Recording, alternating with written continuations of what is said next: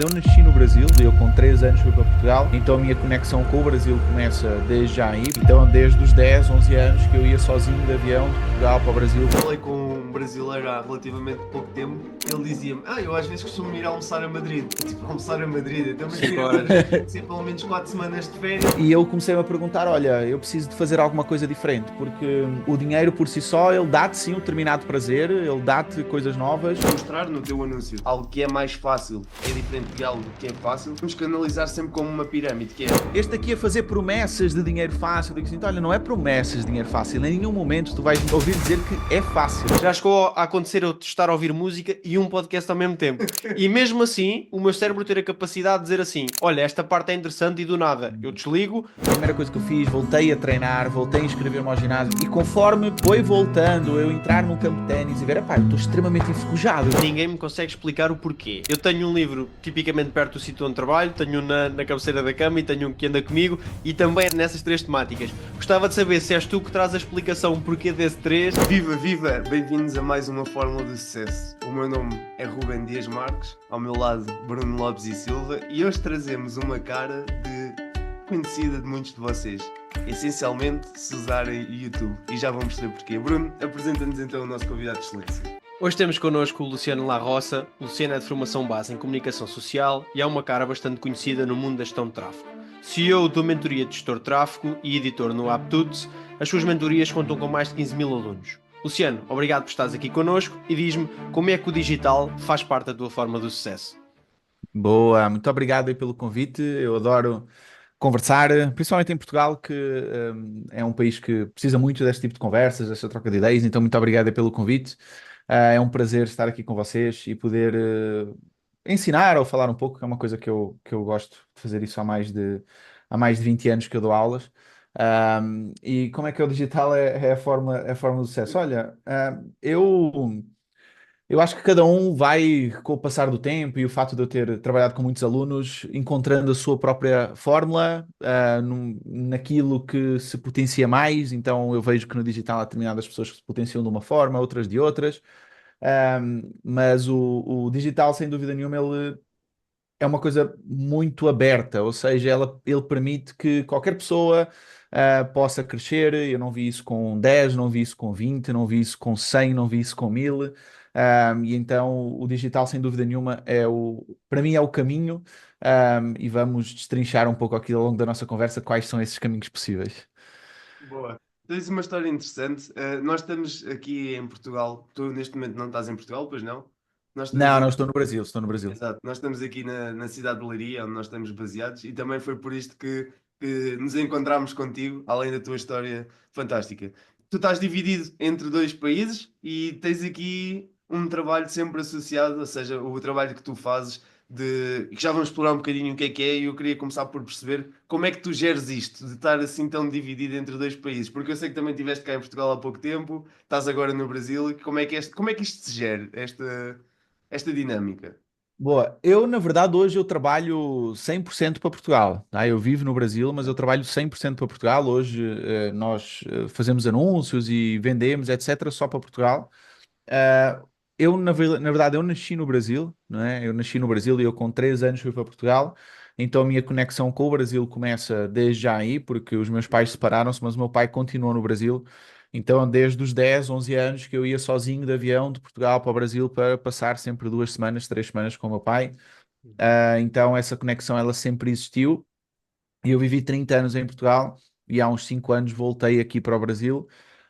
Curiosamente, eu já trabalhei para o Brasil também, então quando eu fazia tudo ao contrário, quando eu estava em Portugal eu trabalhava para o Brasil, agora que eu estou no Brasil trabalho para Portugal. Interessante. É, gosto em complicar, mas na realidade nada foi planeado. O fato de eu ter mirado mais em Portugal na parte dos negócios foi um acaso, né? Uhum. Então o que aconteceu ali é que eu trabalhava já com mentoria de gestão de tráfego e naquela época era 90% do nosso investimento ia para o Brasil, 10% ia para Portugal. Mas lá para os inícios de 2022, salvo erro, nós víamos que o nosso custo de aquisição em Portugal era muito menor do que no Brasil.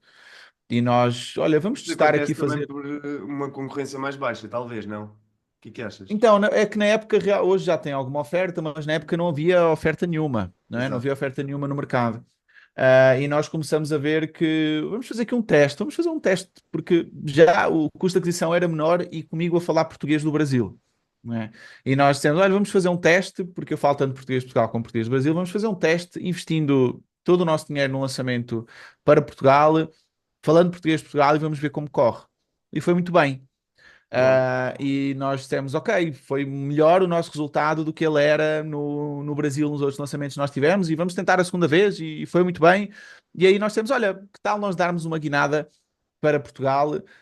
E aí, na realidade, eu tive que regravar todo o curso de português do Brasil para português de Portugal, tivemos que regravar tudo. A equipa aí em 24 horas mudou todas as páginas, todos os e-mails, vamos para Portugal e vamos fazer isso e foi por isso, não foi nada foi planeado, mas ao mesmo tempo não foi planeado. Foi o fruto um pouco do acaso. É muito interessante estás a partilhar isto por uma coisa que é, tu abriste o episódio a dizer uma coisa que eu achei particularmente interessante, que foi, eu gosto do digital porque o digital tem uma multiplicidade de caminhos e nós podemos percorrer qualquer um deles. E depois falaste a questão aqui de ter sido natural essa dinâmica. Foste trabalhar, estavas em Portugal a trabalhar para o Brasil, depois inverteste. Apesar da multiplicidade, tu foste encontrando aqui, acredito eu, ao longo do teu percurso, com as aulas como referiste, com todas as coisas que foste testando, também esse caminho. E muitas das vezes, e acredito que o digital, e tu sendo especialista nisso, traz-nos aquela sensação de conquista rápida ou de conseguimos atingir rápido os nossos objetivos e também ouvir aqui um pouco do teu contributo relativamente a isso, que é, apesar de tudo isto, também é algo que leva tempo e que dá trabalho para conseguir cimentar ou não. Gostava de ouvir aqui também a tua opinião relativamente a isso. Boa. A comparação que eu faço sempre é porque rápido ou devagar depende sempre do comparado com o quê, não é? Boa. Então, se eu vou comparar com o mundo tradicional, se eu parar para pensar, pá, eu quero abrir um restaurante, né? Eu quero abrir um restaurante. Bem, o que é que eu preciso fazer? Eu preciso de pensar num espaço, eu preciso de conseguir licenças, eu preciso ter pelo menos 100 mil euros para investir, eu preciso provavelmente de obras, eu preciso de contratar pessoas. Uhum. Então, toda esta complexidade, se eu olhar para o mercado digital, é muito mais rápido, é muito mais barato, exige muito menos habilidades anteriormente adquiridas para eu poder começar hoje, daqui a 5 ou 10 anos, não sei como será, até Yeah. porque o fato de eu ter começado no digital em 2010 permitiu-me ver muitas mudanças acontecerem e às vezes quando as pessoas entram um pouco em parafuso, esta mudança de lei, ou esta mudança do Facebook, isto vai acabar com os anúncios, ou isto vai acabar com isto, a vantagem do marinheiro já ter passado por muitas tempestades é que ele vê que, olha, é mais uma, aqui vamos lidar e tal, e vamos em frente, mas para quem começou há pouco tempo, realmente a primeira tempestade parece que é uma total catástrofe. Então, comparando com o mercado tradicional, sim, eu considero que é muito mais rápido, que é muito mais fácil, e às vezes as pessoas confundem um pouco isto, né? No outro dia até e claro, quando eu faço anúncios, estamos sempre muito abertos a críticas o tempo inteiro, e hoje eu lido muito bem com isso, durmo em paz, inclusive serve para criar conteúdo, para fazer brincadeiras. Lá atrás isto afetava-me bastante, mas as pessoas confundem muito o fato de ser mais fácil com ser fácil. Então as pessoas às vezes criticam Bem o seguinte: dito. este aqui a fazer promessas de dinheiro fácil. Eu digo assim: olha, não é promessas de dinheiro fácil. Em nenhum momento tu vais me ouvir dizer que é fácil, mas que é mais fácil. Isso bem, até agora eu não consegui ninguém que me comprovasse o contrário. Que é, olha, não, é muito mais difícil o digital que o tradicional. Bom, eu não consigo enxergar isso, porque se eu quero uma profissão no mundo tradicional, bem, eu tenho que esperar ali 3 anos, 4 anos, ou até às vezes um curso profissional de 1 ano. Não é? No digital, bem, eu vi alunos ali com 3 semanas, 2 semanas já a conseguirem fazer os seus primeiros clientes, já atender os seus primeiros clientes. Então, assim, ele é muito mais rápido. Só que isto também gera um outro problema, que é como a barreira de entrada ela é pequena ou quase nula, funciona como a psicologia do ser humano, que é quanto menos esforço nós pomos em alguma coisa, mais facilmente nós desistimos dessa coisa. Não é? Então, como no tradicional nós às vezes pomos muito tempo, muito dinheiro, epá, eu vou-me matar para fazer este restaurante dar certo. No digital, como é mais fácil, como é mais rápido e como qualquer das formas eu mudo, não é? Não quero esta profissão hoje, vou outra para outra amanhã. Uhum. Às primeiras dificuldades, as pessoas tendem a desistir muito mais facilmente também. Então, por isso é Boa. que, apesar de muitas oportunidades existirem, é necessário aqui o mínimo de persistência. Quando eu falo o mínimo, é o seguinte: uma das coisas que eu bato sempre com meus alunos é, dá-te pelo menos 3 meses a fazer isto todos os dias e ver no que é que dá.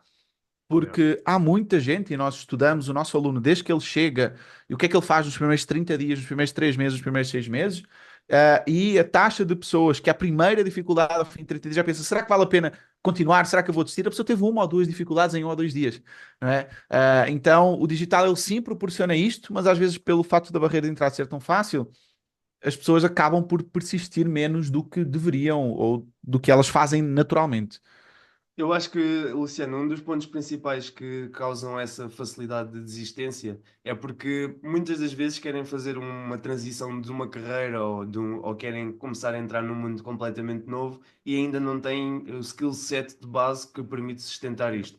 Por norma, e eu gostava que a seguir pudesse explicar um bocadinho como é que tu ajudas as pessoas a fazer esta transição para a profissão de gestor de tráfego. Mas por norma, há pessoas que nem sequer são utilizadores básicos de tecnologia e querem fazer esta transição sem ter essa base fundamentada. Isso faz com que a curva de aprendizagem seja muito maior do ponto de vista de percepção da pessoa do que aquela que tu estás a mostrar no teu anúncio.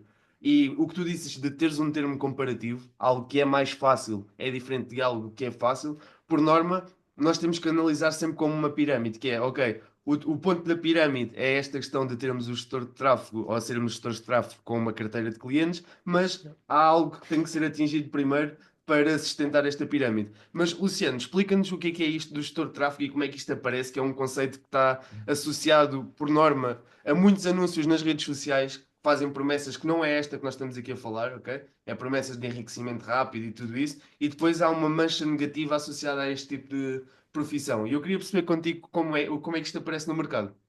Boa. Então, contando um pouco da minha história, dá para perceber como é que isto surgiu. Lá para 2010 eu começo os meus blogs, lá para 2012 eu começo a trabalhar com criação de conteúdo nas redes sociais para os clientes. E naquele momento o alcance das redes começa a cair, ou seja, antigamente quando se trabalhava com páginas de Facebook, eu publicava ali, aquilo chegava a 100% dos fãs e era uma maravilha. De repente começa a vir mais e mais conteúdo, o Facebook começa a lançar um algoritmo, porque antes no início não havia sequer ali um algoritmo, era tudo mais ou menos ali por ordem cronológica, não é? Como era o Twitter, inclusive no passado. E quando isso começa a acontecer, o alcance começa a cair, então começamos só a chegar a 90% dos fãs, a 85%, etc. E por aí vai. E começa o Facebook a lançar a parte dos anúncios, e eu começo a visualizar que, bem, qual é que é a tendência, né? É uma empresa que quer ganhar dinheiro, a tendência não será dar mais alcance gratuito, mas sim menos e ter a parte ali dos anúncios que vai ser onde eles vão dar mais relevância. Eu começo a vender esse serviço e começo a trabalhar como gestor de tráfego. E isso muda completamente o meu percurso. Eu antes dava aulas de ténis, ganhava ali pouco mais do que o salário mínimo, de repente eu começo a ganhar algum dinheiro, começo também escrevo livro, começo a lançar o curso, mas naquela época eu ensinava os negócios a fazerem anúncios, né? Então era tipo um funil muito simples, que era, eu ensinava os negócios a fazer anúncios, vendia o curso, alguns deles tornavam-se meus clientes. Então havia ali um funil, eu vendia os serviços e o conhecimento ao mesmo tempo. E chega uma época que eu começo a focar mais nos cursos online e começo a ajudar outras pessoas também a vender o curso online, porque eu via que ali havia uma escala maior do que a parte de serviços. Eu já trabalhava há alguns anos com serviços, já tinha essa maturidade. E uma coisa que eu conto também na minha história, e isso acontece, que é eu ganhei mais dinheiro do que alguma vez eu podia imaginar e eu fiquei completamente desmotivado para trabalhar. Literalmente eu fiquei desmotivado para trabalhar. Porquê? Sério? Porque eu não sou uma pessoa muito ambiciosa financeiramente, ou seja, eu nem sequer carro tenho, né? Só comprei 2 carros na minha vida e um deles foi um Volkswagen Polo 93 e o último carro que eu comprei foi em 2011. Então eu nunca fui muito exigente e pensei, pá, mas antes trabalhava para poder ter uma vida tranquila. E agora que eu atingi a vida tranquila, para onde é que eu vou, não é? Então Boa. foi um limbo ali, foi um limbo nessa parte. E eu fiquei meio de fora, fiquei uns 2, 3 anos sem aparecer, sem criar conteúdo, sem nada. Era. E de repente eu começo a ver, ok, chega desta vida, eu quero voltar aqui a fazer uma coisa e eu volto ali com a mentoria gestor de tráfego, volto a ensinar a parte de tráfego ali pouco tempo depois. E isto começa a surgir. Para quem não percebe o que é um gestor de tráfego, o gestor de tráfego então é o profissional que trabalha com anúncios online, mas ele não é a pessoa que aparece, ele é a pessoa que mexe nas ferramentas e faz com que os negócios cheguem aos clientes certos. E este é sempre muito mais fácil com o exemplo. Vamos outra vez ao exemplo do restaurante. O restaurante abriu, mas ele precisa atrair pessoas, porque senão ninguém conhece aquele restaurante. E Uhum. antigamente o que é que ele fazia? Ele fazia um site, ele fazia uma conta no Facebook, ou ele ia para o jornal, ia para o outdoor. só que isso hoje já não é suficiente. E o dono do restaurante vai lá, ok, eu gosto muito sei lá, fazer o churrasco aqui, mas eu não gosto nada de anúncios, eu não percebo nada de marketing, eu preciso de contratar alguém. E ele até às vezes contrata alguém que vai criar conteúdo, mas ele começa a ver que só criar conteúdo também não é suficiente, ele precisa de fazer anúncios, só que ele não sabe fazer isso. Então ele vai contratar o profissional que vai mexer nas ferramentas de anúncios e fazer com que o cliente ideal daquele restaurante veja aquele anúncio, visite o espaço, torne-se um cliente. Então transforma o dinheiro investido do cliente dele em vendas para o negócio do cliente. Então este é o trabalho do gestor de tráfego. E ele é cada vez mais importante porque a concorrência no digital, ela é e vai ser cada vez mais acirrada, e só criar conteúdo vamos ter cada vez menos espaço, então o gestor de tráfego, ele é muito importante por causa disso. Eu vejo uma grande oportunidade no mundo empresarial precisamente para. Ou seja, é algo que já está a ser trabalhado, mas para destacar as marcas, porque hoje em dia as empresas tentam fazer esse trabalho todo internamente, a parte da comunicação, o posicionamento, o branding, depois como é que se destacam da concorrência. E eu acho que no futuro a evolução da parte empresarial, pelo menos em Portugal, que é a realidade que eu conheço, eu acho que pode passar muito por adaptar estas novas já não são novas, mas estas novas profissões, se lhe pudermos assim chamar, para alavancar aquele que é o nosso mercado hoje em dia. Mas, Luciano, tu estavas a falar e dando aqui um passo atrás, tu antes eras professor de ténis, ou seja, eu sei, porque já vi algum conteúdo sobre ti, que querias ser jogador profissional de ténis, não é? E fazes aqui uma transição para um ponto muito importante que eu quero falar neste episódio, que é uma estabilidade que te não sei se podemos dizer assim, mas atenuou a ambição. Ou seja, tu chegaste a um sítio onde alguém te pagava para fazer aquilo que tu querias fazer e tu chegaste a um impasse ético que já não sabias o que é que vinha a seguir. Como é que tu fizeste para descobrir outra vez o caminho? O que é que te motivou a voltar a criar conteúdo outra vez? Boa.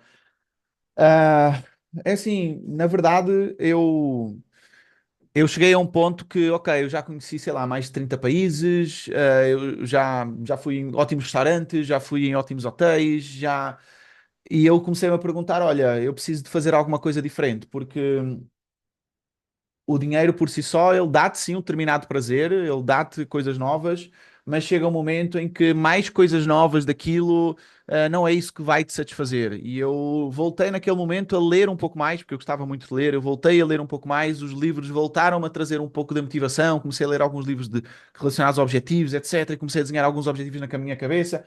Então eu diria que não houve um momento eureka que disse: olha, Uhum. foi esta situação aqui que deu a volta, foi o passar do tempo de entender que, olha, eu não acho mais piada a isto, agora preciso de encontrar outra coisa. Porque para mim, para eu fazer, eu sou uma pessoa. E na escola, por exemplo, eu nunca gostei de nada. Eu sempre fui um péssimo aluno. Inclusive, eu quase chumbei várias vezes.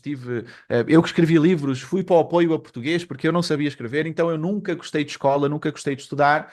E eu preciso de alguma coisa que para mim faça sentido, porque se não fizer sentido, eu não tenho a motivação. Então eu diria que eu sou naturalmente preguiçoso se eu não tiver uma motivação para fazer isto. Eu lembro-me que houve um tempo que eu trabalhava a apanhar fruta das árvores. No verão, para ganhar algum dinheiro, apanhava lá a maçã de Alcobaça, a pera de Alcobaça, ia lá e trabalhava no verão os 2 meses para ganhar um dinheiro extra.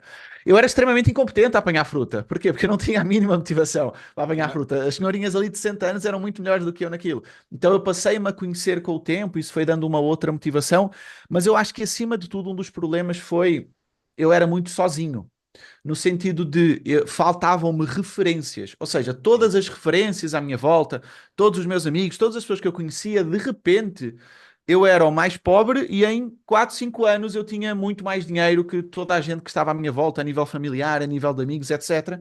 Isso tirou-me referências. E eu não percebi isso na hora. Com o tempo eu percebi que se eu tivesse outras referências perto de mim, de pessoas que estavam a fazer mais do que eu, provavelmente eu não teria caído nesse limbo. Então foi isso que acabou por acontecer um pouco, até porque eu vivia num meio pequeno, Alcobaça, ali, Alcobaça, Leiria, era um meio pequeno, então faltavam essas referências. E foi isso que me fez ficar um pouco mais nesse limbo nessa época. Mas isso é um ponto interessante e o Ruben acabou por fazer a questão que eu tinha aqui, ou seja, que tu falaste na questão da motivação, na questão de quando essa motivação para, porque nós muitas das vezes, e nós conversamos algumas vezes sobre isso, pensamos que é lá que vai estar qualquer coisa, é ali que eu vou ter a minha felicidade, é quando eu chegar àquele valor, àquele restaurante e depois tu costumas, e tu explicaste isso de forma exímia, e trouxeste outro ponto muito interessante, que é eu não tinha referência, ou seja, todo o repertório que tu tinhas à tua volta não te trouxe e tu disseste que agora acabaste por as encontrar.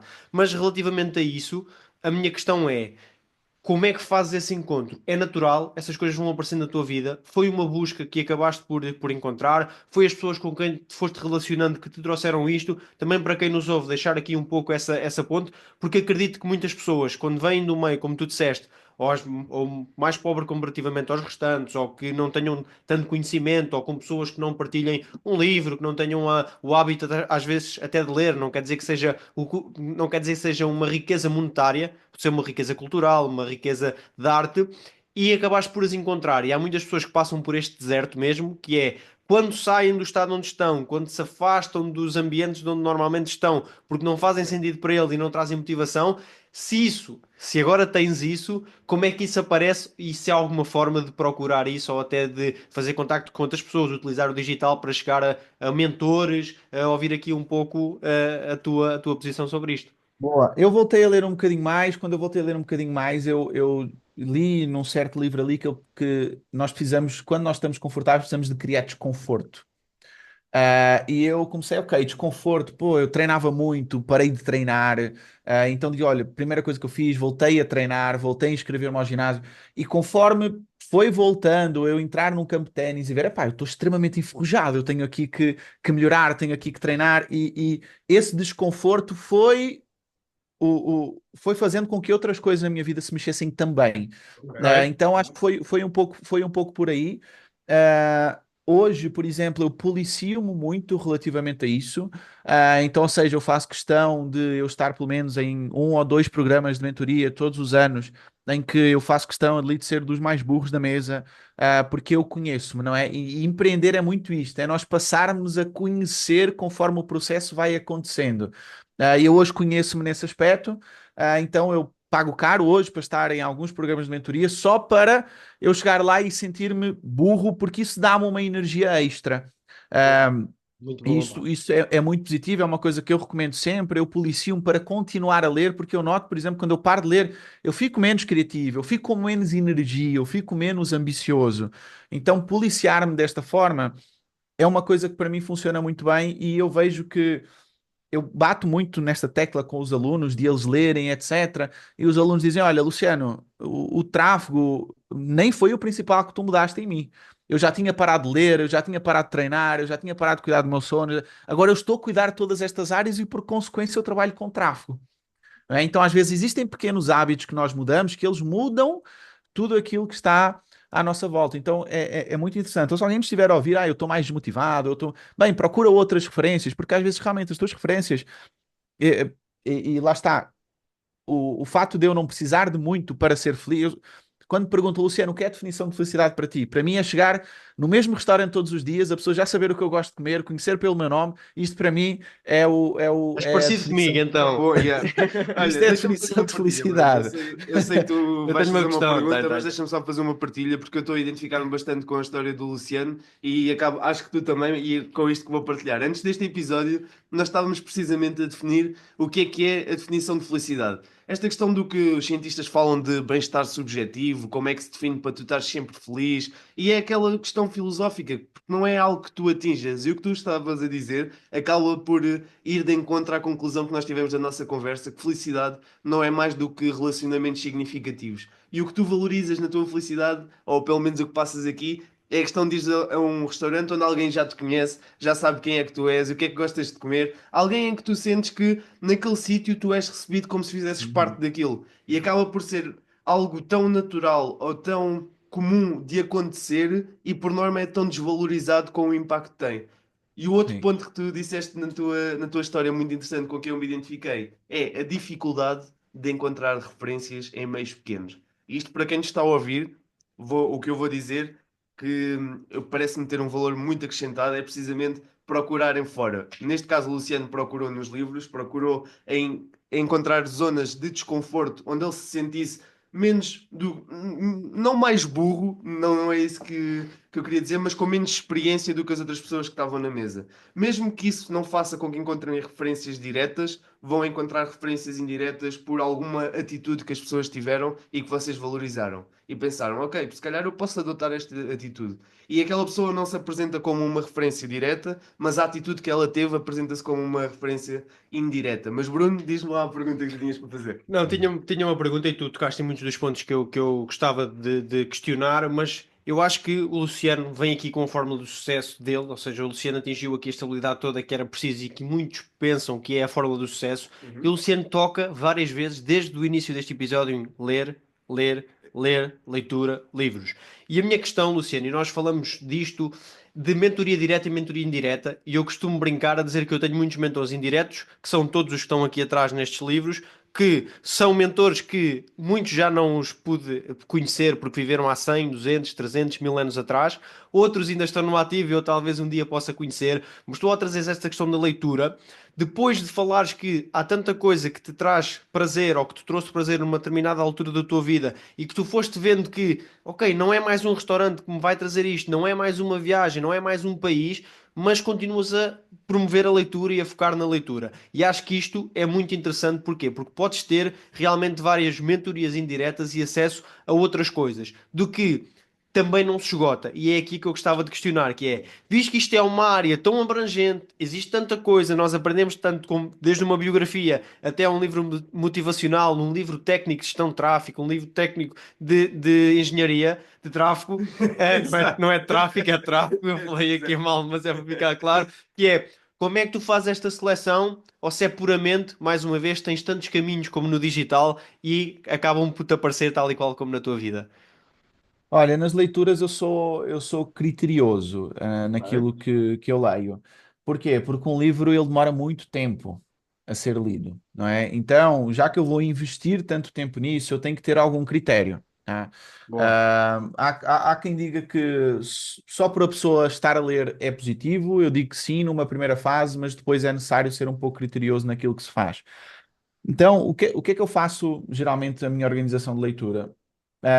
Às vezes eu vejo que há um problema que eu quero resolver na minha empresa, então, por exemplo, eu pego 3 livros sobre esse tema, e vou ler sobre eles para pensar em implementar alguma coisa. Então, por exemplo, nós queríamos aumentar a taxa de sucesso dos alunos, então eu fui ler 3 livros sobre CS, tá? Boa. Sobre Customer Success. Então, eu vou, leio, aquilo dá-me ideias e são coisas que eu quero implementar. Ou então, às vezes, eu quero ler um tema que eu vejo que vai me ajudar, psicologia. Bem, eu vou e pego 3 livros, vou lá na Amazon, vejo quais são os mais três avaliados, mais bem avaliados, etc. E pego esses 3 livros para ler. Então eu organizo a minha leitura dessa forma. Geralmente eu estou a ler alguma coisa relacionada a negócios, alguma coisa relacionada a um livro mais clássico. Então, por exemplo, o Senhor dos Anéis é uma coisa e o mundo de Tolkien é uma coisa que eu estou a devorar e é trabalho para um ano, tá? Bem feito, é trabalho para um ano de leitura constante, Uhum. conhecer todo o imaginário dele. E pego alguma leitura que eu gosto também antes de dormir, mas alguma coisa mais leve. Então tenho sempre alguma coisa de negócios, algum clássico, alguma leitura mais leve que eu faço antes de dormir. Então, geralmente tenho 3 coisas em simultâneo que eu vou lendo, mas eu faço sim essa seleção e tento ler pelo menos 3 coisas da mesma área ou do mesmo autor, para eu ficar mais por dentro sobre o assunto. Gosto do teu pragmatismo e eu também faço isso dos três. Acho que o Ruben também normalmente e muitos dos nossos convidados fazem e ninguém me consegue explicar o porquê. Ou seja, eu tenho um livro tipicamente perto do sítio onde trabalho, tenho um na cabeceira da cama e tenho um que anda comigo e também é nessas 3 temáticas. Gostava de saber se és tu que traz a explicação porquê desse três e de 3 áreas diferentes ou se também é algo que só acontece na tua vida. Então, houve uma vez, não sei quem me falou isto, que se tu leres 3 livros sobre o mesmo tema, tu já vais saber mais que 95% da população sobre aquele tema, Ok. não é? Ok. Então eu entendo que, no meu caso, isso é importante porque eu vivo da minha comunicação. E quanto mais repertório eu tiver, melhor comunicador eu vou ser. Uhum. Então, se eu entender um bocadinho de uma área, um bocadinho com outra, às vezes eu conecto um aprendizado do Senhor dos Anéis e dou um exemplo de porque é que o gestor de tráfego não deve parar de prospectar clientes. Então, vou conectando áreas diferentes para melhorar enquanto comunicador. Então, é por isso que eu faço isto. Não acho que seja uma fórmula do sucesso obrigatória, Uhum. mas eu gosto sempre de aprender alguma coisa que vai me ajudar na minha profissão e algum clássico. E porquê um clássico? Porque qual é a chance de o livro que saiu este ano ser melhor do que um livro que está Bem há dito. 100 anos a ser lido, né? A Bem chance é dito. pequena. Então eu prefiro ir pelo seguro, visto que eu vou ter que investir muito tempo na leitura. Mas é interessante a maneira como tu enriqueces o teu storytelling, que é isso que estavas a dizer. Se o teu asset, o teu ativo é a tua história, que acaba por ser aquilo que te traz retorno, independentemente do retorno que seja, é muito importante tu trabalhares nesse sentido. E para quem nos ouve, eu acho que uma tarefa que podem tirar deste episódio para aplicarem ainda hoje é perceberem o que é o vosso ativo na vossa vida e perceberem que livros é que aumentam o vosso repertório, como o Luciano disse, para conseguirem incrementar o vosso ativo, trazerem mais valor. Essa questão dos três livros sobre um determinado tema é uma abordagem super interessante, porque por norma nos três livros vão ser três visões diferentes sobre o mesmo tema. E isso abre-vos o chamado a perspectiva, o leque de perspectivas sobre aquele tema e permite-vos pensar de forma diferente. Luciano, mas queres complementar? Eu queria complementar com uma coisa que tem me ajudado e talvez possa ajudar aqui quem nos está a ouvir, que é, enquanto eu estou a estudar sobre aquele tema, eu às vezes, sei lá, estou no ginásio ou estou numa viagem ou sei lá, estou a passear o cão, eu ponho um podcast também sobre aquela temática. Então ajuda muito porque nós temos várias formas de aprender, uma delas é lendo, mas ouvindo e vendo também auxilia muito. Então eu geralmente o tema que eu estou ali a ler, eu ouço alguma coisa ou vejo algum vídeo do YouTube e ajuda a compreender muito mais rápido as coisas também. Está a ser super interessante, vocês não, nem imaginam o quanto isto me está a saber bem esta conversa. Por uma coisa, eu e o Ruben falámos hoje à tarde e É parece que estivemos verdade. a falar com o Luciano. Ou seja, o Luciano está a trazer aqui todos os pontos mais fundamentados com É coisas que nós verdade. discutimos. Ou seja, ele falou agora de todo o conhecimento que eu adquiro traz-me mais bagagem e repertório para quando eu preciso de comunicar, conseguir fazer isso. E eu e o Ruben falámos disto aqui em temáticas, por exemplo, de geopolítica, Geopolítica. religiões, economia. Como é que tudo isso também te faz tomar melhores decisões nas empresas, te faz fazer todas essas coisas. Mas chegámos a um ponto que o Ruben disse: pá, mas como é que tu estás a ouvir tantos podcasts? E eu disse assim: olha, há uma coisa, eu às vezes tenho o podcast a correr, eu nem o estou a ouvir, mas o meu cérebro consegue estar a ouvi-lo. E às vezes ele dá-me um alerta do género: esta parte é interessante. Ou seja, não, às vezes ouço concentrado e estou a fazer isso só para o estar a ouvir, mas outras vezes estou a trabalhar, estou em flow, já chegou a acontecer eu estar a ouvir música e um podcast ao mesmo tempo.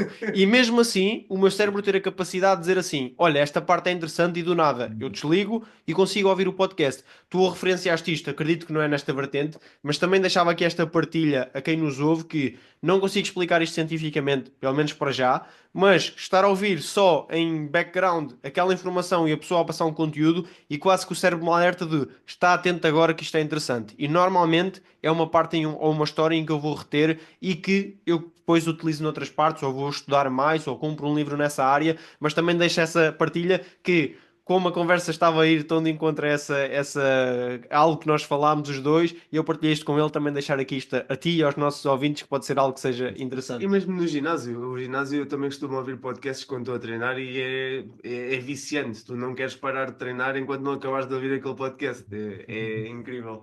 Mas, Luciano, qual é que foi assim, do ponto de vista de transição para este negócio solopreneur no início, quando começaste esta carreira de. Posso chamar-me mentor, infoproduto, alguma coisa neste sentido. Qual é que foi o maior desafio que tu encontraste quando entraste neste mundo? Ah, ui, foram tantos. Quando, quando eu comecei a trabalhar sozinho, obviamente é diferente de hoje, porque 2010, 2011, não havia um curso que tu pudesses comprar, não havia mentoria, não havia conteúdo no YouTube, mesmo a capacidade de tu chegares a livros, era muito mais reduzida do que ela é hoje em dia. A primeira dificuldade ali que eu tive foi de olhar para aquilo como um negócio realmente, ou seja, eu tinha muita comparação de quanto eu ganhava a dar aulas de ténis, quanto aquilo me estava a dar, e eu, ok, está aqui aulas de ténis, está-me a dar X, aqui o complemento do blog está-me a dar Y, então para mim este valor está ok. Então eu nunca pensava naquela ótica de, olha, isto aqui realmente é um negócio, eu tenho que ter objetivos de faturação, tenho que ter objetivos de crescimento. Não, eu olhava naquela, está-me a complementar a renda, então está ok. Essa foi a primeira dificuldade, essa mudança ah, de, de, de mente de empregado para mente de empreendedor. Acho que esse foi o principal ponto. E mais uma vez aqui faltavam referências. Ninguém na minha família tinha assim um negócio que eu pudesse ser, olha, esta é uma referência a nível de negócios ou pessoas próximas, então essas referências faltavam. Enquanto tu não tens referências e não tens ensino. É muito difícil tu teres essa visão. Essa foi a primeira delas que acabou por acontecer. A segunda foi a tal a questão da ambição também, não é? Então, ok, até tenho aqui um negócio, até dá-me, sei lá, uns 1.000 e pouco, 2.000 euros por mês, para mim está bom, etc. Então não tinha estas metas de mais ambiciosas que nós temos hoje, de faturação, de lucro, etc., aqui na empresa. Ah, e outra foi a questão da própria organização. Pois. Porque eu depois comecei com a equipa remota e hoje é natural a equipa remota, mas lá em 2014, 2015 ter uma equipa remota era um desafio bem maior do que é hoje em dia. Então, essa parte da organização, de organizar a equipa, foram algumas coisas também que eu tive um bocadinho de dificuldades. Então foram, E foram, tu, foram algumas e a que tua foram base surgindo. tecnológica na altura? Tu já eras, ou seja, já dominavas esta questão do. Como eras professor de técnico de ténis, podias não usar muito parte de tecnologia, não Não, tive. não, eu não usava nada de computador. Eu tive o Pois, meu primeiro computador aos 18 anos. Tá? Eu não tive base nenhuma Yeah. de tecnologia. As primeiras vezes que eu comecei a pesquisar, eu ia para o computador da biblioteca. Então Uhum. fazia as minhas pesquisas sobre blogs, etc., lá no computador da biblioteca. E depois eu comprei um computador em segunda mão, um Packard Bell. Comprei o meu computador lá em segunda mão, foi o primeiro computador que eu tive. Então eu não tinha essa base, mas eu tinha uma outra base, que era a base de atleta profissional, ou praticamente profissional, que é uma boa base. As pessoas às vezes perguntam, Luciano, eu posso começar do marketing digital do zero? Bem, se tu fores um espermatozoide, essa pergunta é válida. Agora, se tu não fores, tu já tens alguma base anterior, Yeah. ou seja, às vezes há aquela pessoa que não trabalhou muito na tecnologia, mas ela trabalhou na área de vendas. Às vezes ela é uma pessoa de engenharia que tem o raciocínio lógico que vai ajudá-la a pensar na parte das campanhas. Ou às vezes é uma pessoa de teatro, que é uma pessoa que vai ser mais criativa a pensar nos anúncios. Então a questão aqui é: ninguém começa do zero. Tem a base genética e tem a base da experiência de vida que ela tem. Às vezes a pessoa ela nem é muito boa tecnicamente, mas ela tem uma boa rede de networking, então isso vai lhe permitir angariar mais rapidamente os primeiros clientes. Então ninguém começa aqui do zero. E no meu caso, a parte de atleta profissional, a parte de ser competitivo, a parte de um desporto difícil como o ténis, de estar habituado a estar lá sozinho no campo, 2 horas, 3 horas ao calor, treinar todos os dias, ter paciência para as coisas evoluírem, isso ajudou-me muito nos negócios. Então eu diria que Isso que estás a dizer é eh, tão eu, importante para eu quem nos não está tinha a essa ouvir. afinidade tecnológica, não, mas eu tinha outro preparo mental que só fui perceber depois. E agora vou-te fazer uma pergunta difícil, que é: chegámos aqui com esta fórmula do sucesso, estamos aqui já a ensinar, a progredir, e o que é que ansiamos para o futuro? Ou seja, o que é que o Luciano anseia pessoal, profissionalmente, aquilo que possas partilhar, o que é algo que tu achas que no futuro queres atingir, queres fazer, partilhares também aqui um pouco com quem nos ouve. Olha, isto pode ser que mude lá na frente, não é? Então eu não quero escrever isto em pedra, eu quero escrever isto em areia, é a ideia que eu tenho hoje. Ah, eu tenho a ideia de algum dia vender uma empresa, isso eu tenho, é uma experiência para a qual eu quero passar, então eu quero, todos os negócios hoje que eu crio, eu já entro com a ideia de que, olha, como é que isto pode funcionar sem depender do Luciano? Uhum. E quando nós falamos de uma área relacionada ao conhecimento, isso é um desafio ainda maior, mas a tentar estruturar dessa forma, não sei se vai ser esta empresa, se vai ser outra, mas eu quero passar por essa experiência. A outra é ser pai, eu por mim já teria uns 5 filhos, estou aqui em negociações ainda. A outra parte os objetivos é ser pai. E assim, passa talvez pela minha cabeça lá na frente não trabalhar mais. Tá? Mas não trabalhar, tipo, não é não fazer nada, poder dedicar-me a outras Mas ler. coisas. Sim, sim, eu dedicar-me a outras coisas, a aprender outras coisas, a aprender outros Yeah. idiomas. Sei lá, há pouco tempo eu comecei a aprender piano. Eu gosto de aprender coisas novas. E hoje muitas vezes eu quero aprender, não tenho conseguido aprender por causa do tempo no trabalho, e tudo bem, é uma fase, mas talvez lá na frente não ter essa obrigação de trabalhar e poder fazer outras coisas também é uma ideia que eu tenho. Mas lá está, eu já conheci muita gente que tinha essa ideia e lá na frente diz: olha, eu não consigo parar de trabalhar, para mim é uma coisa que eu gosto, mantém-me vivo, mantém-me ativo, etc. Então não sei, é por isso que eu digo que pode ser uma coisa que lá na frente mude. Mas um dos planos que está aqui na minha cabeça é este. Quando, a ordem deles, certamente para trabalhar será a última delas, talvez para os 50, 60, não sei. Mas é isto que está um pouco de esboço na minha cabeça neste momento. Mas certezas não tenho nenhuma. Acaba por ser isso que estavas a dizer, é importante de tu definires um objetivo e depois quando estás quase a chegar ele deixar de fazer sentido. Acaba por ser o que nós estávamos também a falar hoje. que é a questão das escassez. Talvez tu queiras isso porque hoje passas tantas horas no trabalho, passas tantas horas dedicado a fazer alguma coisa, que quando chegares perto de uma fase onde tu vais perceber que a tua vida vai mudar tanto quando deixar de ser assim, tu até podes nem estar disposto a abraçar esse novo objetivo e está tudo bem. E o que disseste é importante, que é não escrevermos este tipo de objetivos em pedra, mas escrevermos em areia da praia, porque vem sempre uma onda e pode apagar o que está escrito. Já falámos aqui um bocado de livros e falaste que lias 3 livros, mas eu queria só voltar a esse tema e pedir-te uma recomendação sem ser O Senhor dos Anéis, de um livro que tenhas lido e que gostasses de deixar neste Ou episódio mais, para podes quem, deixar mais se quiseres, se tiveres para quem uma nos base ouve. maior. Boa. Olha, os que me ajudaram, eu acho que nós também vamos perceber livros de forma diferente conforme a fase que nós estamos na carreira, então eu acredito que lá no início, pensando do ponto de vista profissional, eu acho que se a pessoa não está até muito habituada a ler, se está, por exemplo, sempre foi funcionário e quer ser empreendedora, ela tem que ir para os livros ali um pouco mais básicos, que no início ajudaram-me bastante, que o Pai Rico, Pai Pobre ou o Mais Rico da Babilônia, são livros mais simples ali naquele momento, que eles despertam um bocadinho uma visão um pouco diferente do comum. Depois dá para ir um pouco mais a fundo. Eu gosto muito do trabalho do Robert Greene, as 48 Leis do Poder, mas eu acho que o livro As Leis da Natureza Humana dele, que trata da parte de psicologia, é muito melhor que o 48 Leis do Poder, inclusive. Então é um livro que eu gosto bastante do trabalho do próprio Robert Greene, acho muito interessante. Eu estou viciado nos livros dele, estou agora a ler o Seduction, mas já li o 48 Leis do Poder, ainda não li esse que recomendaste, vou ver também. As leis do Eu acho que ele é muito melhor. O do Brandon Bouchard foi um livro ali que deu um estalo ali na minha forma de pensar ali, falando de negócios, hábitos de alta performance. É É muito de um ler esse livro livro. que deu ali uma visão também muito interessante.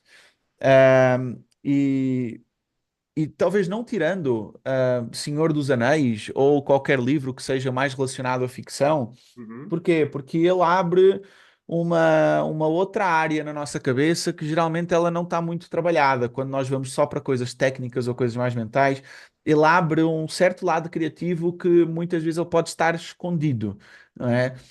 E quando eu comecei a estudar um pouco a própria história do autor, do Tolkien, ali é um excelente momento para tu te sentires burro, porque aquela pessoa conseguiu, numa vida, criar um outro mundo, um outro planeta, outras línguas, outros povos. Para Cabeça quem dele. nunca, para quem só viu O Senhor dos Anéis, saibam que aquilo é uma pequena parte de toda uma história que ele criou que começa muito antes daquilo. Aquilo, inclusive, é a parte mais final ali da história que ele criou. E tu pensas assim, meu, como é que alguém conseguiu em vida em papel e caneta, não é? Criar tudo aquilo que ele criou e que depois foi terminado pelo filho, etc. Então, eu convido, sei lá, eu gosto muito também de Dostoiévski, acho muito interessante os dilemas ali que ele cria. Então, assim, acho que ler um pouco de outras áreas vai ajudar bastante também. Então, iria talvez um pouco por aí. O Rework foi um livro que lá atrás, dos fundadores do Basecamp, também acabou por marcar bastante. Um livro que eu gostei. Ah, o 10x do Grande Cardone, acho um livro que também trabalha aí bastante a parte da motivação, da energia, dá para entender um pouco daquela energia meio maluca que ele tem ali nos livros que ele escreveu. E assim, pensando assim de cabeça, alguns que eu me lembro assim que eu costumo recomendar são esses.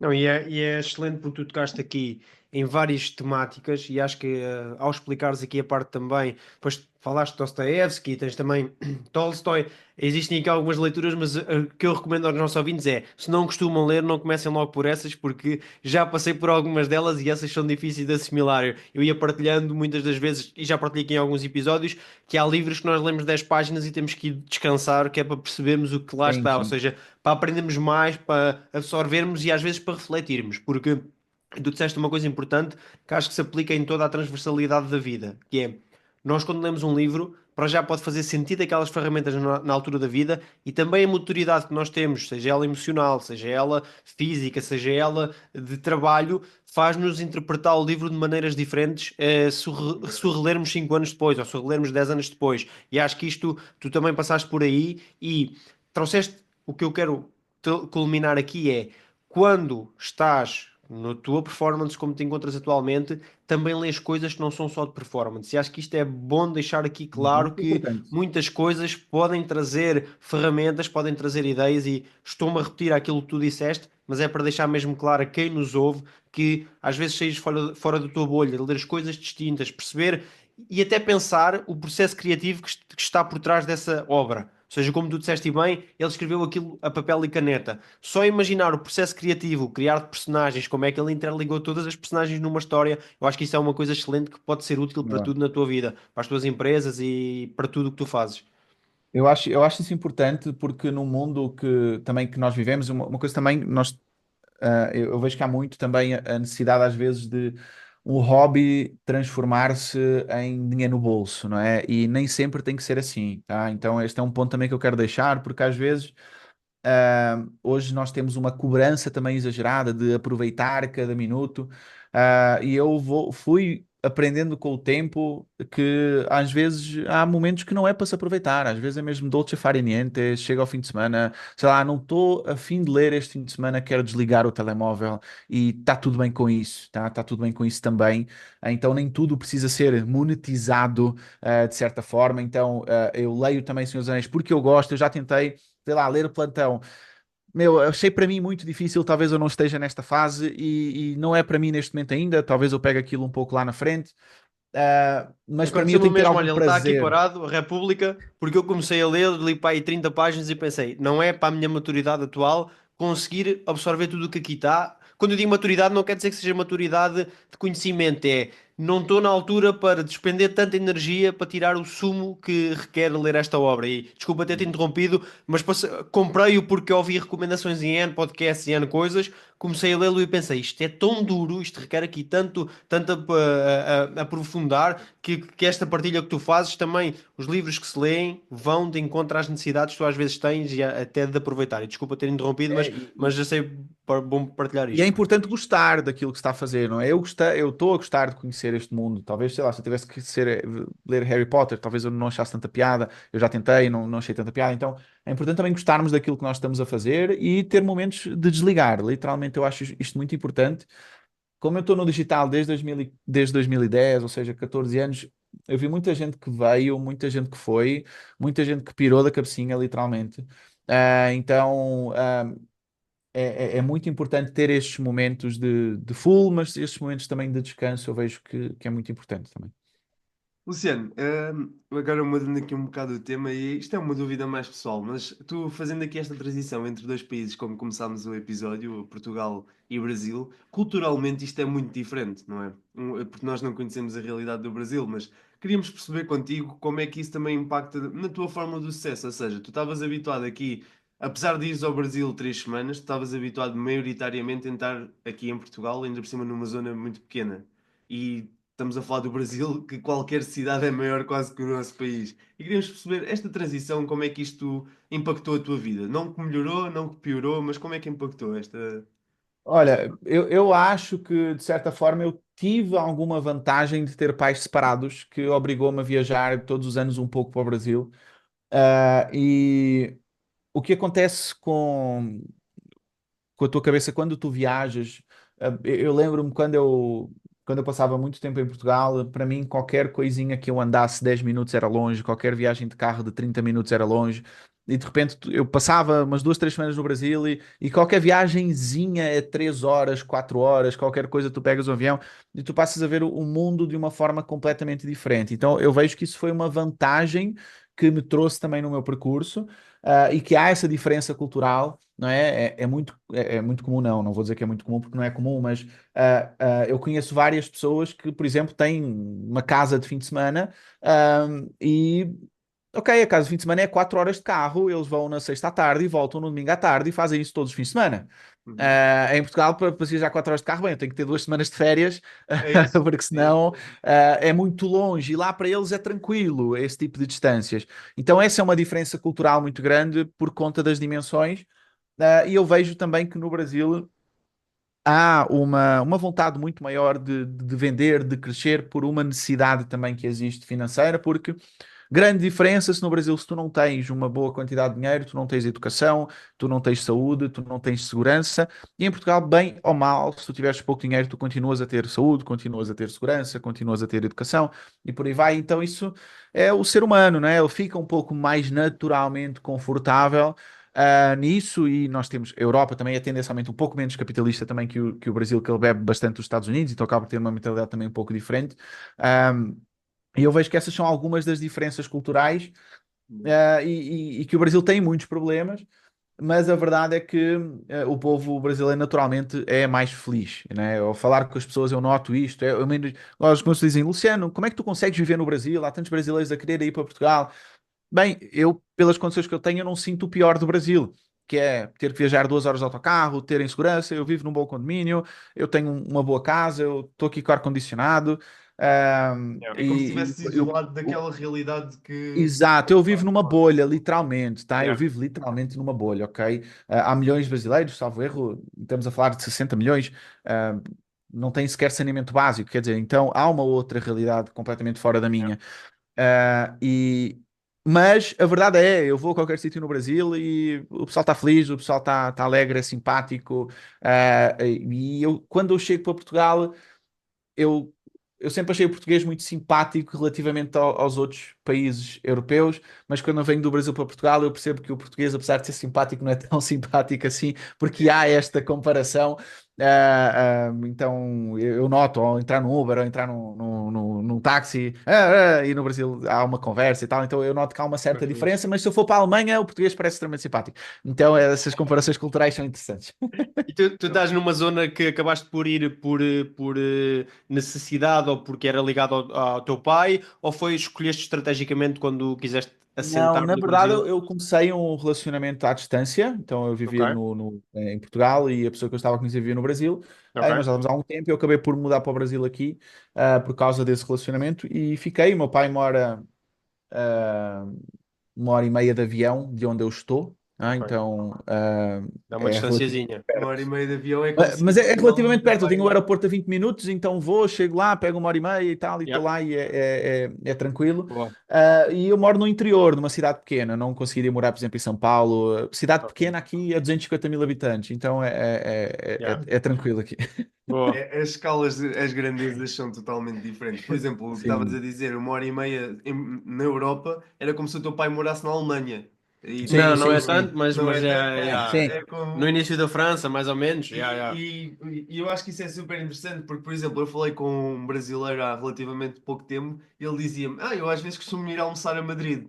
Eu tipo, almoçar a Madrid, então, mas para ir Cinco a horas. Madrid tem que ser pelo menos 4 semanas de férias, um planeamento com Sim, antecedência. sim, E sim. essa parte cultural, mesmo quando tu viajas para outros países, tu começas a ter uma escala de grandeza totalmente diferente. E isso também te permite outra coisa, que é abrires ainda mais horizontes, porque tu Yeah. consegues facilmente navegar pela Europa, onde estás a Muito entrar em perto. várias Yeah. culturas diferentes, enquanto no país, no Brasil neste caso, estás sempre dentro do país. As culturas são diferentes na mesma, como é óbvio, mas a escala é Yeah. totalmente diferente. E isso era uma das minhas dúvidas, era como é que tu gerias esta parte cultural destes impactos diferentes, porque é um Mas é feedback. assim, na parte de negócios, não é? O fato de eu ter bebido muito tempo da parte do marketing no Brasil permite estar, é como se eu tivesse uma bola de cristal e Yeah. eu soubesse o que vai acontecer lá na frente, não é? Pois. Então, como Portugal está atrasado 5, 6 anos, dá para prever o que vai acontecer lá na frente. Porque eu vivi isso no Brasil, então eu consigo mais ou menos prever, é uma das vantagens. Então eu consigo ver, pô, isto aqui que está a acontecer hoje em Portugal, olha, aconteceu exatamente no Brasil em 2017 ou em 2016, então é isto aqui que provavelmente vai acontecer aqui à frente em Portugal. Então isso Ganhas permite uma prever vantagenzinha um grande. bocadinho. Uma É aula de como se vantagem. pudesse viajar no tempo. É interessante. Então, diria que entramos aqui em grande forma na parte final do episódio. Esta parte passo ao Ruben, que ele é que é o responsável sempre aqui pela parte final. E Ruben, força. Na reta final do episódio, o que nós costumamos fazer é uma definição da fórmula do sucesso. Quem já ouve um dos nossos episódios há algum tempo sabe que eu faço sempre aqui um resumo do que é que foi falado durante o episódio. Quem está a primeira vez a ouvir a fórmula do sucesso, eu peço que deixe já aí um like neste episódio e que sigam para conhecerem mais fórmulas do sucesso. Porque na verdade o que nós fazemos aqui, em conjunto com os nossos convidados de excelência, é nada mais do que dissecar a história que os trouxe até ao topo e como é que eles continuam a procurar diariamente esta questão da fórmula do sucesso. Já dissemos em vários episódios, dizemos hoje outra vez, ela não existe, é dinâmica e individual. Ou seja, nós apresentamos um conjunto, neste momento estamos com 58 ou 59 fórmulas de sucesso diferentes e vocês tiram o melhor de cada uma para a realidade que estão a vender, ou neste caso que estão a viver. E a fórmula do sucesso do Luciano, a equação também não é muito complexa, parece-me que o primeiro termo é nada mais do que autoconhecimento. No processo evolutivo, o Luciano vem de uma fase onde percebeu que ok, eu quero dar o grind, quero crescer este negócio, chega a uma fase onde está a ser recompensado pelo esforço que teve e, como ele disse, a ambição é atenuada. É como se desistisse daquele processo. De repente ele percebe que há um shift e tem que fazer um novo desenvolvimento até conseguir encontrar novamente o caminho. E para mim, esta fase podíamos descrever como autoconhecimento, que é uma fase dura, é difícil. Imagino que tenha sido também uma fase com alguns entraves que não tivemos a oportunidade de falar aqui, mas é uma fase que provoca grande crescimento num percurso. E isso é o mais importante ao final do dia, é conseguirmos aumentar a nossa caixinha de ferramentas para conseguirmos chegar mais longe ainda. Na segunda fase, o Luciano traz disciplina, parte do desporto, extremamente importante, por norma descurada pelas pessoas, parte de conseguir fazer com consistência e coerência. São coisas diferentes. Consistência, iterativamente e repetidamente, todos os dias, comportamentos que o levem ao sucesso. Coerência, fazer o que diz e dizer o que faz. E num atleta profissional, por norma, isto também é uma qualidade que está aqui associada ao percurso. Bruno, adiciona o terceiro termo nesta equação. Acho que o terceiro termo aqui, e que ficou vincado para mim, estes dois que tu disseste, foi a aprendizagem, ou seja ela aqui da leitura, seja ela aqui com várias fontes, a aprendizagem e a aprendizagem de não estagnação. Ou seja, quando eu estou a ser o melhor da sala, eu vou para uma mentoria em que não sou o melhor, Para uma sala maior. ou para uma sala maior, ele utilizou a questão de não ser de ser o mais burro, mas aqui eu acho que aliou sempre a essa parte de autoconhecimento e saber os seus limites, saber como é que pode lidar, saber como é que hoje se posiciona e sabe, ok, eu hoje até nem quero ler este fim de semana, leio para o próximo. A parte de disciplina, de aprendizagem, de voltar a fazer as coisas, e que isso também lhe trouxe um boost. Tu focaste muito, ele disse, eu voltei a treinar e voltei a fazer outras coisas e tudo isso me fez crescer. E depois a parte, sem dúvida, do conhecimento e da não estagnação. Ou seja, o Luciano é aqui alguém que se apresenta como alguém que já conquistou várias frentes na vida, mas mesmo assim, sempre que sente que se está a estagnar, volta a meter-se na luta, volta a querer aprender e volta a sentir-se o mais burro. E acho que estes são os três grandes partes da fórmula do E sucesso. ainda a parte do ambiente. O Claro. Luciano estava, para quem conhece Portugal, neste caso os nossos ouvintes são maioritariamente povo português, mas para quem conhece Portugal, Alcobaça, Leiria é uma zona extremamente pequena, para como o Luciano tinha dito, e ele conseguiu procurar referências dentro e fora dessa zona. E isso também moldou muito a forma do sucesso. Luciano, concordas com alguma coisa do que dissemos? Ou... Boa, concordo sim, boa análise, ótima análise, tá? Adorei. E lembrando sempre, né, como vocês disseram, a fórmula ela vai ser sempre muito pessoal. Podemos buscar inspirações. Coisa muito importante que o Robert Greene ensina, lá no livro Maestria é modelar, não é? Começar a modelar outras pessoas que já chegaram lá inicialmente. Então modelem algumas coisas, outras que não fizerem sentido, não modelem. E eu só gostaria de complementar que a leitura ela não vale nada se, e falando de leituras técnicas, se não for posta em prática, tá? O que eu vejo muito também, há pessoas que leem bastante, mas depois não põem nada em prática. E se vocês leem alguma coisa para fazer crescer o vosso negócio, lembrem-se que a pessoa que não lê nada, mas que põe muito em prática, ela está à frente da pessoa que lê muito e não põe nada em prática, porque a prática também é uma forma de se aprender. Não é? Então, se nós aprendemos uma receita, lemos aquela receita e pomos em prática e fazemos aquilo uma, duas, três vezes, nós não esquecemos aquela leitura que nós fizemos. Então, se pudesse dar um último conselho, é leiam, mas ponham em prática as coisas, porque também o mundo está repleto de gente muito teórica, que afinal de contas nunca sujou as mãos de terra. Então sujem as mãos de terra, ponham em prática, porque isso também é extremamente importante. E assim chegamos ao fim. Quem nos está a ouvir sigam-nos nas redes sociais, se ainda não seguirem, subscrevam o Spotify também.